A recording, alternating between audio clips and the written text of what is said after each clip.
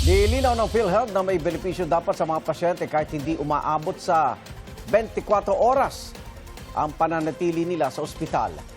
Kasunod ito ng ulat na isang PhilHealth member na naospital at namatay sa emergency room ang di raw nabigyan ng benepisyo.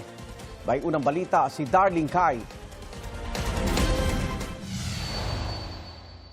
Sa bisperas ng college graduation ng anak, namatay sa brain hematoma o pagdurugo sa utak si Marvin Sulit. Hindi umano nila kaya ang 4 na milyong pisong gasto sa surgery sa unang tinakbuhang ospital at ang hinihinging 1 milyong pisong deposit sa ikalawa. Heartbreaking ito ayon sa asawang si Lourdes, pero wala silang magawa bilang ordinaryong pamilya na sapat lang ang kinikita sa araw-araw. Pero lalong ikinasama ng loob ni Lourdes nang sabihan siyang hindi eligible o hindi makakakuha ng PhilHealth benefits ang kanyang asawa dahil wala pa siyang 24 oras sa ospital. Himutok niya, ano pang silbi ng ilang dekadang kontribusyon ni Marvin kung hindi naman magamit ang mga benepisyo kung kailan pinakakailangan.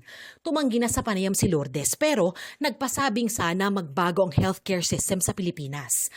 Paglilinaw ng PhilHealth, binago na ang dating patakaran na nagsasabing walang PhilHealth benefit kung wala pang 24 oras sa ospital ang pasyente. Nagkaroon tayo ng tinatawag na outpatient emergency room benefit package. Less than 24 hours ay kino-cover na yan ng PhilHealth. Kung halimbawa, matatransfer ka, na-admit ka, matatransfer ka in less than 24 hours, meron din tayong polisiya on those. Kung katulad nito na namatay, meron din tayong polisiya. Base sa implementing guidelines for the PhilHealth Outpatient Emergency Care Benefit Package Facility-Based Emergency, covered ng benepisyo ang mga serbisyong binigay sa beneficiary na nasa emergency setting kung na-discharge siya sa loob ng 24 oras na pagkakapasok sa emergency department o kaya kung pumanaw siya sa emergency department bago pa ma-admit sa ospital.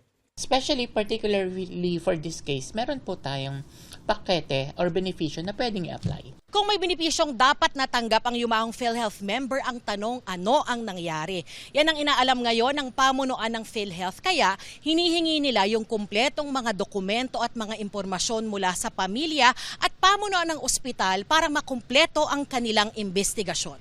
Habang wala yan ay di pa masabi ng PhilHealth kung sino ang nagkulang. Siguro nagkaroon lang po ng misinterpretation. Hindi ko po alam kung ito ay sa ospital or sa amin din mismo dahil baka kailangan nating i-check.